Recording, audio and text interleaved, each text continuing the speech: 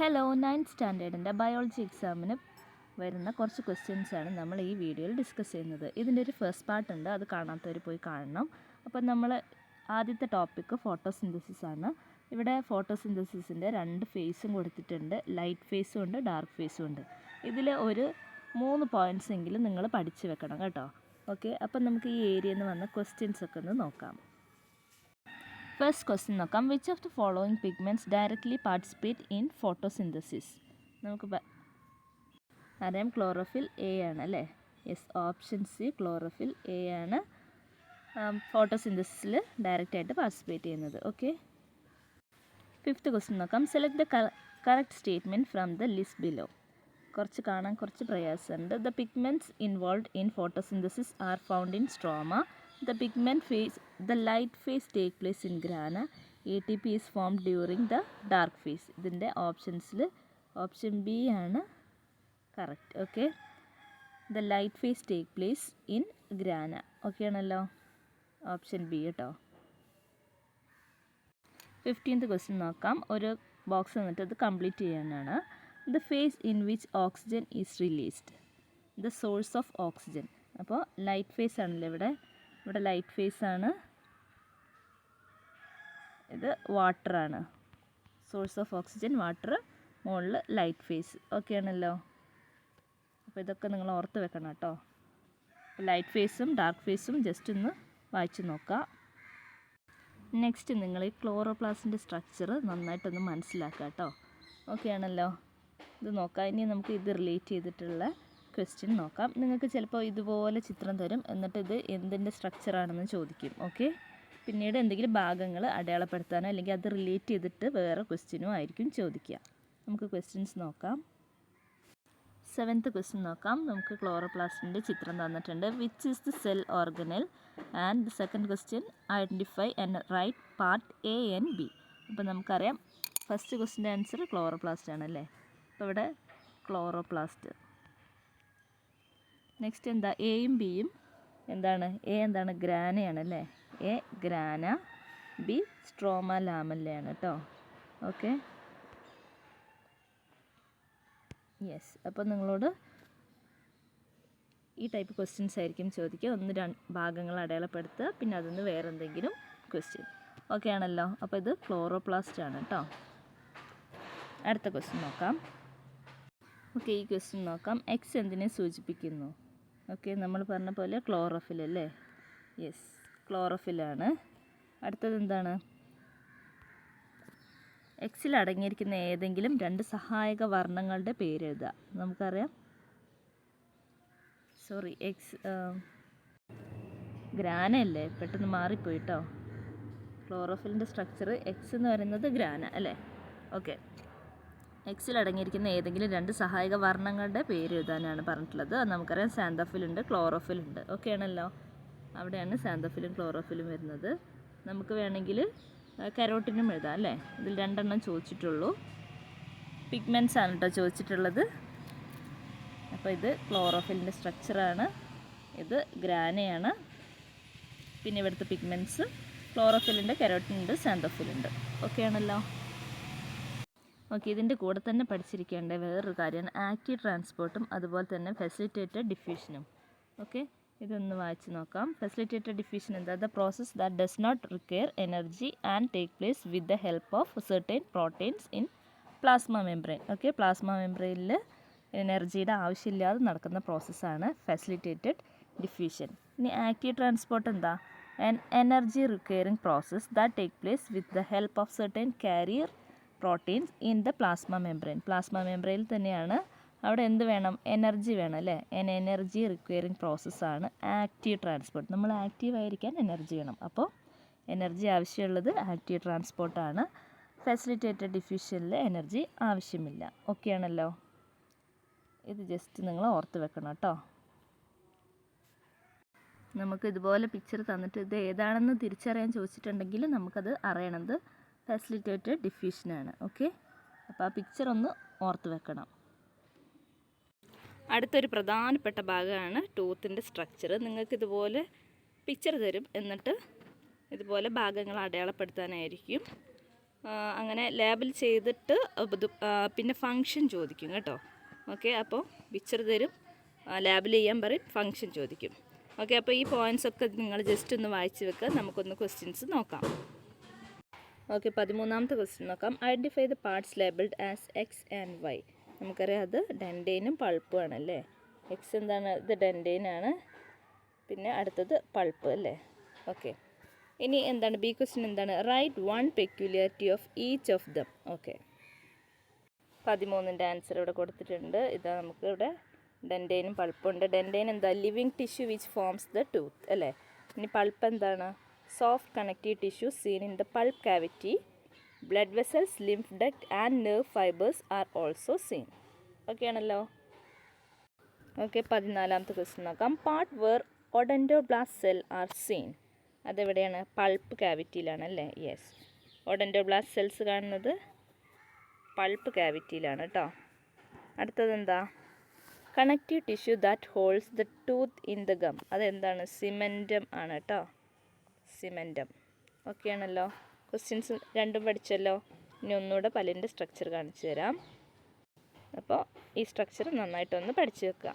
Okay, ഇനി നമ്മൾ റെസ്പിറേഷനിലെ പാർട്ടിൽ നിന്ന് ഏതൊക്കെ ഭാഗങ്ങൾ പഠിക്കണം എന്നാണ് പറയുന്നത്. അതിലെ ക്വസ്റ്റ്യൻസ് നോക്കാം. റെസ്പിറേഷനിൽ നമുക്ക് ചിലപ്പോൾ ഇങ്ങനെ പിക്ചർ തന്നിട്ട് ഇത് ഇൻസ്പിറേഷനാണോ എക്സ്പിറേഷനാണോ എന്ന് ചോദിക്കും. അപ്പോൾ അത് അറിയണമെന്നുണ്ടെങ്കിൽ എയർ എങ്ങോട്ട് പോകുന്നു എന്നുള്ളത് നോക്കിയാൽ പോരെ. ഇവിടെ ഇൻസ്പിറേഷനിലാകുമ്പോൾ എയർ ഇങ്ങനെ പുറത്തേക്കാണ് പോകുന്നത് അല്ലേ. ഓക്കെ, ഇതാ ഈ എയർ ഇങ്ങോട്ടേക്ക് വന്നിട്ട് ഇവിടുത്തെ ഈ ആരോ ശ്രദ്ധിച്ചാൽ മതി കേട്ടോ. ഓക്കെ, എക്സ്പ്രഷൻ ആണെങ്കിലോ ഇതാ ഉള്ളിലേക്കായിരിക്കും. ഈ ആരോ ഉള്ളിലേക്കായിരിക്കും. എയർ എന്നല്ല ആരോ കേട്ടോ. ഉള്ളിലേക്ക് ആരോ ആണെന്നുണ്ടെങ്കിൽ എക്സ്പ്രഷനും പുറത്തേക്ക് ആരോ ആണെന്നുണ്ടെങ്കിൽ ഇൻസ്പിറേഷനും. ഓക്കെ, ഈ ബ്ലൂ ആണ് കേട്ടോ ഞാൻ പറയുന്നത്. എയർ നമ്മുടെ ഉള്ളിലേക്ക് വരുന്നു, ആ ആരോ ശ്രദ്ധിക്കണം. നിങ്ങൾക്ക് അറിവായിരിക്കും, എന്നാലും ജസ്റ്റ് പറയാം. എയർ ഇതാ ഉള്ളിലേക്ക് വരുമ്പോൾ ഇൻസ്പിറേഷൻ, എയർ ഇങ്ങനെ പുറത്തേക്ക് പോകുമ്പോൾ എക്സ്പ്രഷൻ. ഞാൻ നേരത്തെ പറഞ്ഞത് ഈ ബ്ലൂ സൈനാണ് കേട്ടോ. ഇത് പുറത്തേക്ക് പോകുന്നുണ്ടാവും, ഇവിടെ ഉള്ളിലേക്ക് വരുന്നുണ്ടാവും. ഓക്കെ, രണ്ടും ഓപ്പോസിറ്റാണ്. അപ്പോൾ അത് ജസ്റ്റ് ഒന്ന് പഠിച്ച് വെക്കുക, അതൊന്ന് ഓർത്ത് വെക്കുക. അത് പഠിക്കാൻ മാത്രമൊന്നുമില്ല, ജസ്റ്റ് ഓർത്ത് വെച്ചാൽ മതി. പിന്നീട് ഇതാ ഈ ഇൻ്റർകോസ്റ്റൽ മസിൽ, അതുപോലെ തന്നെ റിബ്സ്, ഡയഫ്രം, ഈ 3 സംഭവം ഒന്ന് ഓർത്ത് വെക്കണം. ഇത് ചിലപ്പോൾ മാർക്ക് ചെയ്യാനുണ്ടാവും. ഓക്കെ, 11th ക്വസ്റ്റ്യൻ നോക്കാം. നമുക്ക് ഒരു 4 പോയിൻറ്റ്സ് തന്നിട്ടുണ്ട്. പിന്നെ ഇൻസ്പിറേഷൻ, എക്സ്പ്രഷൻ എന്ന് പറഞ്ഞിട്ട് 2 കോളം തന്നിട്ടുണ്ട്. എന്നിട്ട് എന്താ പറഞ്ഞത്? Complete the table given below by including the information in the box. അപ്പോൾ നമുക്കിത് രണ്ടിനെയും ബോക്സിലാക്കണം. ഇതിൽ ഇൻസ്പിറേഷനിൽ ഏതാ വരുന്നത്, എക്സ്പ്രഷനിൽ ഏതാ വരുന്നത് നോക്കണം അല്ലേ. അപ്പം നമുക്ക് ഫസ്റ്റ് വൺ വരുന്നത് the volume of the thoracic cavity increases, അത് ഇൻസ്പിറേഷനിലാണ് വരുന്നത്. ഓക്കെ, അടുത്തത് ഇൻ്റർകോസ്റ്റൽ മസിൽ റിലാക്സ്, അത് എക്സ്പ്രഷനിലാണ് വരുന്നത്. ഡയഫ്രം കോൺട്രാക്റ്റ്, അത് ഇൻസ്പിറേഷനാണ്. Next one pressure in the thoracic cavity increase, അത് എക്സ്പ്രഷനാണ്. ഓക്കെ ആണല്ലോ. ഒന്നുകൂടെ പറയാം. Volume of the thoracic cavity increase, അത് ഇൻസ്പിറേഷനിലാണ് വരുന്നത്, ഇത് ഇൻസ്പിറേഷനാണ്. ഇൻ്റർകോസ്റ്റൽ മസിൽ റിലാക്സ് ചെയ്യുന്നത് എക്സ്പ്രഷൻ്റെ ടൈമിലാണ്, എക്സ്പ്രഷൻ. ഡയഫ്രം കോൺട്രാക്റ്റ് ചെയ്യുന്നത് ഇൻസ്പിറേഷനിലാണ്. Okay, pressure in the thoracic cavity increase ചെയ്യുന്നത് അത് എക്സ്പിറേഷൻ്റെ ടൈമിലാണ്. സെറ്റല്ലേ? ഓക്കെ, ഈ ക്വസ്റ്റ്യൻ നോക്കാം. നമ്മൾ ഈ ഭാഗത്തു നിന്ന് അതുപോലെ പഠിക്കേണ്ടതാണ്. ഈ tidal volume, vital capacity, emphysema, അതുമായിട്ട് റിലേറ്റ് ചെയ്ത രോഗം. Okay, respiratory disease. ഈ ടൈഡൽ വോളിയം, വൈറ്റൽ കപ്പാസിറ്റി നിങ്ങൾ പഠിച്ചു വെക്കേണ്ടതാണ് കേട്ടോ. 9th ക്വസ്റ്റ്യൻ നോക്കാം. Write down any 2 features that make the alveoli suitable for gas exchange. 9th answer നോക്കാം കേട്ടോ. 9th ആൻസറാണ് നോക്കേണ്ടത്. The walls of the alveoli and capillaries are O2 made up of a single layer of cells. നിങ്ങൾ സിമ്പിളായത് പഠിച്ചാൽ മതി. ഈ 2 points, ലാസ്റ്റിലെ 2 points പഠിച്ചാൽ മതി കേട്ടോ. ഇതാ ഈ 1 and 2 നോക്കിയാൽ മതി, അതാണ് കുറച്ചുകൂടെ എളുപ്പമല്ലേ. ഇതാ inner wall of the alveolus is always kept moist. They are surrounded by numerous blood capillaries. Okay, ഈ 2 എണ്ണം ഓർത്ത് വെക്കാം കേട്ടോ. 13th ക്വസ്റ്റ്യൻ നോക്കാം. നമുക്കൊരു സ്റ്റേറ്റ്മെൻറ്റ് തന്നിട്ടുണ്ട്. എന്നിട്ട് നമ്മളോട് ചോദിച്ചിട്ടുള്ളത് how does the increase and decrease in the volume of thoracic cavity help the process of breathing. 13th answer നോക്കാം. Volume of thoracic cavity increases, the pressure in the thoracic cavity becomes lower than the atmospheric pressure. the air enters in, volume of the thoracic cavity decreases. The pressure in the thoracic cavity becomes higher than the atmospheric pressure. The air is expelled out. Next നിങ്ങൾ ഗ്ലൈക്കോലൈസിസും അതുപോലെ തന്നെ Krebs സൈക്കിളും ഒന്ന് പഠിക്കുക. Glycolysis എന്ന് പറഞ്ഞിട്ടുണ്ടെങ്കിൽ എന്താണ്, അതുപോലെ തന്നെ ഈ ക്രബ് സൈക്കിളിലും എത്ര ATP ഫോം ചെയ്യുന്നുണ്ട്, അതുപോലെ തന്നെ ഫസ്റ്റ് സൈക്കിളിലാവുമ്പോൾ നമുക്ക് ഓക്സിജൻ വേണ്ട അല്ലേ. ഒന്ന് വായിച്ചു നോക്കാം. ഫസ്റ്റ് ഫേസ് ഓഫ് സെല്ലുലാർ റെസ്പിറേഷൻ്റെ ഫസ്റ്റ് ഫേസാണ് ഗ്ലൈക്കോലിസിസ്. അതുപോലെ തന്നെ take place in the cytoplasm. Oxygen is not required. Glucose is converted into pyruvic acid. 2 ATP molecules are formed. Okay, അതുപോലെ ക്രബ് സൈക്കിളും ഒന്ന് പഠിച്ചു വെക്കുക. ഇത് നിങ്ങൾക്ക് ക്രബ് സൈക്കിൾ കഴിഞ്ഞ എക്സാമിന് നിങ്ങളോട് ചോദിച്ചിട്ടുണ്ടായിരുന്നു. സെക്കൻഡ് ടൈമിന് ഇതുപോലെ മൈറ്റോകോൺട്രിയയുടെ പിക്ചർ തന്നിട്ട് ചോദിച്ചിട്ടുണ്ടായിരുന്നു അല്ലേ. ഓക്കെ, അപ്പോൾ ഇത് രണ്ടും ഒന്ന് നോക്കി വെക്കണം കേട്ടോ. 6th ക്വസ്റ്റ്യൻ നോക്കാം. നമുക്കൊരു പിക്ചർ തന്നിട്ടുണ്ട്, എന്നിട്ട് A B അടയാളപ്പെടുത്തിയിട്ട് അതൊന്ന് ലേബൽ ചെയ്യാനാണ് പറഞ്ഞിട്ടുള്ളത് അല്ലേ. അപ്പോൾ ഇവിടെ എന്താണ് നമുക്കറിയാം. A എന്താണ്, പൾമണറി ആർട്ടറി ആണ് അല്ലേ. പൾമണറി ആർട്ടറിയാണ് ഇവിടെ വരുന്നത്. B വരുന്നത് പൾമണറി വെയിനാണ് അല്ലേ. പൾമണറി വെയിനാണ് ഇവിടെ വരുന്നത് കേട്ടോ. ഓക്കെ ആണല്ലോ. അപ്പോൾ ഇതുപോലുള്ള ചിത്രങ്ങൾ തന്നിട്ടുണ്ടെങ്കിൽ ഇങ്ങനെ കംപ്ലീറ്റ് ചെയ്യാൻ പഠിക്കണം. ഓക്കെ, അപ്പം നിങ്ങൾ ടെക്സ്റ്റിലുള്ള ചിത്രങ്ങളൊക്കെ ഒന്ന് നോക്കി വെക്കുക. ഇത് ഈ 2 പിക്കും നിങ്ങൾ നന്നായിട്ടൊന്ന് നോക്കി വെക്കണം കേട്ടോ. ഓക്കെ, ഏതൊക്കെ ഭാഗമുണ്ട്, ലങ്സ് ഉണ്ട്, അയോട്ട ഉണ്ട് അല്ലേ. പൾമണറി സർക്കുലേഷനും സിസ്റ്റമിക് സർക്കുലേഷനും ഒക്കെ ആണല്ലോ. അത് രണ്ടും ഒന്ന് ജസ്റ്റ് ഒന്ന് പഠിച്ചു വെക്കണം കേട്ടോ. നിങ്ങൾക്ക് എന്തെങ്കിലും ഒന്ന് മിസ് ചെയ്തിട്ട് അത് ഫില്ല് ചെയ്യാനായിരിക്കും ഇതുപോലെ പറയുന്നത്. അല്ലെങ്കിൽ ഇത് രണ്ടിൻ്റെയും പാത്ത് നിങ്ങളോടൊന്ന് വരച്ചു കൊടുക്കാൻ പറയും. ഓക്കെ, 11th ക്വസ്റ്റ്യൻ നോക്കാം. Certain movements in touch me not plant is given below. Analyse them and answer the question. അപ്പോൾ തൊട്ടാവാടിച്ചെടീൻ്റെ ഒരു ക്വസ്റ്റ്യൻ നിങ്ങൾക്ക് ഒരു കഴിഞ്ഞ 3 വർഷമായിട്ട് ഇങ്ങനെ കാണുന്നുണ്ട്. അപ്പോൾ ഇത്തവണ ചോദിക്കാൻ ചാൻസ് ഉണ്ട് കേട്ടോ. ഓക്കെ, അപ്പോൾ the roots grow towards water. Next one, the stem grow towards sunlight. When we touch leaves fold. Okay, അപ്പോൾ which type of movement is mentioned A and B. എയിലും ബിയിലും ഏതാ പറഞ്ഞിട്ടുള്ളത്? അത് ജിയോട്രോഫിസ് ആണ് അല്ലേ. ഓക്കെ, ജിയോട്രോഫിസും ഉണ്ട്, അതുപോലെ തന്നെ ഫോട്ടോട്രോഫിസും ഉണ്ട്. ഓക്കെ ആണല്ലോ. ഇനി അടുത്തതാണ് നോക്കേണ്ടത്. Is the movement indicated in C different from this? Why അല്ലേ. അപ്പോൾ C എന്താണ്, ഡിഫറെൻ്റ് ആണ്. മുകളിലുള്ള കൊടുത്തിട്ടുള്ള ഫോട്ടോട്രോഫിസത്തിനേക്കാളും അതുപോലെ തന്നെ ഹൈഡ്രോട്രോഫിസത്തിലും എന്താണ് വ്യത്യാസമുണ്ട് അല്ലേ. എന്താ കാരണം, എന്താണ് അത്, ഏത് മൂവ്മെൻ്റ് ആണ്? നാസ്റ്റിക് മൂവ്മെൻ്റ് ആണ് അല്ലേ. Direction of plant movement is not in accordance with the stimulus. It is called nastic movement. Okay ആണല്ലോ, നാസ്റ്റിക് മൂവ്മെൻ്റ് ആണ്. യെസ്, ഇതാണ് plant movements. Nastic movements, tropic movements അല്ലേ. സ്റ്റിമുലസിന് അക്കോർഡിംഗ് ചെയ്ത് പോകുന്നതാണ് ട്രോപ്പിക് മൂവ്മെൻറ്റ്സ്. ഓക്കെ ആണല്ലോ. സ്റ്റിമുലസ് കൊടുക്കുമ്പോൾ ആ ഭാഗത്തേക്ക്. ഇവിടെ ഫോട്ടോട്രോഫിസും ജിയോട്രോഫിസും ഹൈഡ്രോട്രോഫിസും കൊടുത്തിട്ടുണ്ട്. ഓക്കെ ആണല്ലോ. അപ്പോൾ ഇതും ജസ്റ്റ് നിങ്ങളൊന്ന് പഠിക്കുക കേട്ടോ.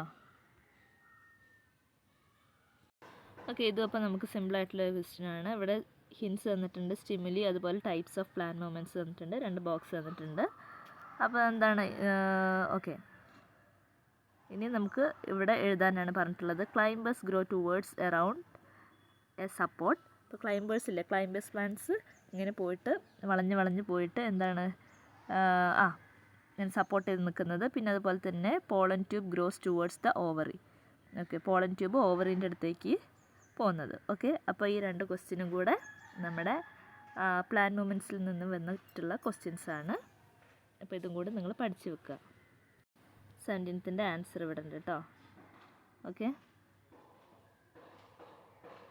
മറ്റൊരു പ്രധാനപ്പെട്ട ടോപ്പിക്കാണ് നമ്മുടെ റീപ്രൊഡക്ഷൻ. അപ്പോൾ അതിന്ന് നമ്മളോട് കോൺട്രാസെപ്റ്റീവ് മെത്തേഡ്സ് ചോദിച്ചിട്ടുണ്ടെങ്കിൽ tubectomy, ultra uterine devices, spermicides, diaphragm, vasectomy, condom, oral contraceptive pills, ഇത്രയും കാര്യങ്ങൾ നിങ്ങൾ എഴുതണം കേട്ടോ. അപ്പോൾ ഇതിൽ എളുപ്പമുള്ള ഒരു 3-4 നിങ്ങൾ പഠിച്ച് വെക്കുക. ഓക്കെ ആണല്ലോ. ഇത് വളരെ പ്രധാനപ്പെട്ട ഏരിയ ആണ്. ഇവിടെ നിന്ന് വന്നിട്ടുള്ള ക്വസ്റ്റ്യൻസ് നോക്കാം. 16th ക്വസ്റ്റ്യൻ നോക്കാം. In males more than 1 sperm is produced from a single germinal cell, but in females only 1 ovum is produced. Right the reason. അതിൻ്റെ കാരണം എന്താണ്? അതായത് ഒരു സിംഗിൾ ജെർമിനൽ സെല്ലിൽ നിന്ന് തന്നെ മെയിൽസിൽ ഒരുപാട് സ്പേം പ്രൊഡ്യൂസ് ചെയ്യുന്നുണ്ട് അല്ലേ. പക്ഷേ ഫീമെയിലാണെന്നുണ്ടെങ്കിൽ ആകെ ഒരു ഓവം മാത്രമേ പ്രൊഡ്യൂസ് ചെയ്യുന്നുള്ളൂ. അതിൻ്റെ റീസൺ നോക്കാം. 16ൻ്റെ ആൻസർ നോക്കൂ. In males after meiosis 4 sperm having 23 chromosomes are formed from a single germinal cell. But in females only a single ovum is formed from one germinal cell. 4 polar bodies being sterile get destroyed in females.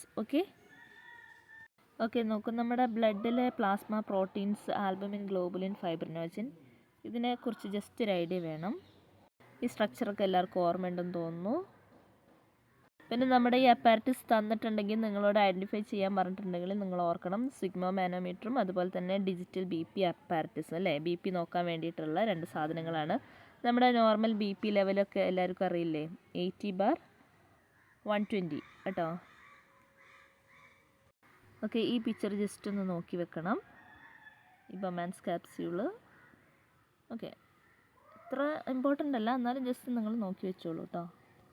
പിന്നീട് ഇതുപോലെ നമുക്ക് എന്ത് തരും, components തരും. അപ്പോൾ അതിന് chance ഉള്ള diseases ഏതാണെന്ന് നമ്മളോട് പ്രെഡിക്റ്റ് ചെയ്യാൻ ചോദിക്കും. അപ്പം നമ്മൾ അവെയർ ആയിരിക്കണം. ബിലിറൂബിൻ ഉണ്ടെന്നുണ്ടെങ്കിൽ ജോണ്ടിസ് ആണ്, അതുപോലെ തന്നെ പസ്സൽ ഉണ്ടെന്നുണ്ടെങ്കിൽ യൂറിനറി ട്രാക്ക് ഇൻഫെക്ഷൻ ഉണ്ടാവാൻ ചാൻസ് ഉണ്ട് എന്നുള്ളതൊരു ഐഡിയ വേണം കേട്ടോ. ഹീമോ ഡയാലിസിസ് നമുക്ക് കിഡ്നി പേഷ്യൻസിന് ചെയ്യുന്നതാണല്ലേ. അപ്പോൾ അവർക്ക് ഫിൽട്രേഷൻ നോർമലി നടക്കില്ല, ബോഡി ഫിൽട്രേഷൻ അല്ലേ. അപ്പോൾ അതിന് വേണ്ടിയിട്ട് ആർട്ടിഫിഷ്യൽ എയ്ഡ്സ് വെച്ച് ചെയ്യുന്നതാണ് ഹീമോ ഡയാലിസിസ്, അവരെ ബ്ലഡ് ഫിൽട്ടർ ചെയ്യാൻ വേണ്ടിയിട്ട്. ഓക്കെ, പിന്നീട് നമ്മുടെ ബേബി ഡെവലപ്മെൻറ്റിൻ്റെ ആ പോർഷൻ കൂടി നിങ്ങളൊന്ന് നോക്കണം കേട്ടോ. ഫസ്റ്റ് ട്രിംസ്റ്റർ, അതുപോലെ സെക്കൻഡ്, തേർഡ്, ആ ഭാഗത്തൊക്കെ എന്തൊക്കെയാണ് വരിക എന്നുള്ള കാര്യം കൂടി നിങ്ങൾ ജസ്റ്റ് ഒന്ന് പഠിച്ചു വെക്കണം. ഓക്കെ, അതുപോലെ തന്നെ സെക്ഷലി ട്രാൻസ്മിറ്റഡ് ഡിസീസസ് ഉണ്ട്, എയ്ഡ്സ് പോലുള്ള. അപ്പോൾ അതും നിങ്ങളൊന്ന് നോക്കുക. പിന്നെ ഈ സ്ട്രക്ചർ, ഇതൊക്കെ തന്നെ നിങ്ങൾക്ക് ചോദിക്കാൻ ചാൻസ് ഉള്ള കാര്യങ്ങളുള്ളൂ. ഈ 2 വീഡിയോസും കണ്ടിട്ടുണ്ടെങ്കിൽ നിങ്ങൾക്ക് നല്ലൊരു മാർക്കിന് സ്കോർ ചെയ്യാൻ പറ്റും. അപ്പോൾ നന്നായിട്ട് പഠിക്കുക, റിലാക്സ് ചെയ്യുക, നന്നായിട്ട് എക്സാം എഴുതുക. ഓക്കെ, അപ്പോൾ ഓൾ ദി വെരി ബെസ്റ്റ്.